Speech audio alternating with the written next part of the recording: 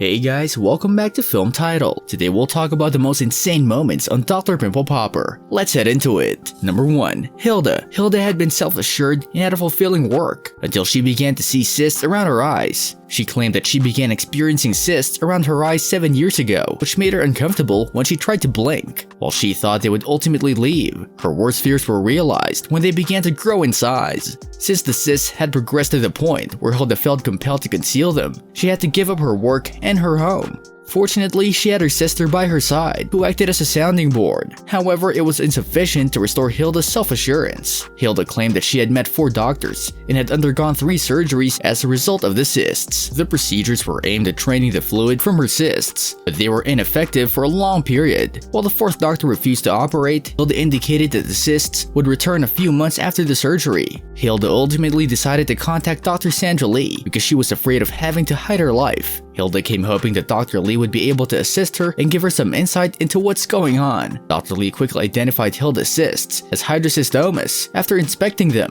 Dr. Lee went on to say that these cysts were frequently packed with fluid and had a tendency to return even after treatment. While she warned Hilda that they might return, she hoped she had some techniques under her sleeve that could help Linda. Dr. Lee opted to treat Hilda without spending much time debating what it was. She numbed the cyst location before beginning to pop them. Hilda's situation was unusual, according to Lee, because she had several cysts in one location. She wondered if it was related to the procedure she had undergone. Dr. Lee removed the sac after busting all of the cysts, which increased the odds of the cysts returning. She showed Hilda the finished product. After she was finished, Hilda was relieved to be rid of her cysts, and she pledged to be more confident and carefree in the future. Number 2. Wet paper cyst. Yet even the biggest pimple popping fans might be surprised by the color of this pus-filled cyst. Cysts vary in size from microscopic to very large. Very large cysts can displace internal organs. The majority are benign, but some cysts can be cancerous or precancerous. A cyst is not a normal part of the tissue where it's located. It has a distinct membrane and is separated from a nearby tissue. The outer portion of a cyst is called the cyst wall. If the sac is filled with pus, the cyst is infected and will turn into what is called an abscess. In her latest video, Dr. Pimple Popper compares the gray mush squeezed from her patient's back to a wet old paper. And if that pretty graphic description isn't enough to turn your stomach, then we don't know what will. The LA-based dermatologist, whose real name is Sandra Lee, shared her clip on her Instagram page last night. She can be seen using a scalpel to slice open the lump on the woman's back before going in with her hands to push the pus out. As it oozes through the gap, Dr. Lee says, "We've got wet newspaper in here. That's what we call it. Or like that balut. It's like the type of chicken or quail egg. Oh no, a duck." She then numbs the area a little further so that she can continue squeezing this huge cyst. The woman tells her it feels really strange. Dr. Lee understandably says, "The only thing I can compare it to is like a C-section, when people are working on you, but you can't really feel what they're doing." She continues to snip away at the edges of the cyst that are still attached to the patient's skin. Finally, Dr. Lee is able to remove the last lump and checks the gap for any remaining pus sacs so that it doesn't grow back. She explains, "What happens if you leave a little bit of sac wall? They're really thin and it tears easily and it grabs to your regular skin, so it's easy for it to potentially stay there. So we look at it really carefully and we triple check to make sure that we get it all, because sometimes they come back." She advises her to avoid doing some stretches or yoga to minimize tension and ensure the scar has time to heal. Sometimes on the back, not so common on the lower back, but on the upper back, there's a risk of a keloid scar. They're an overgrowth of tissue when the scar is really raised up, and that's a risk that can happen.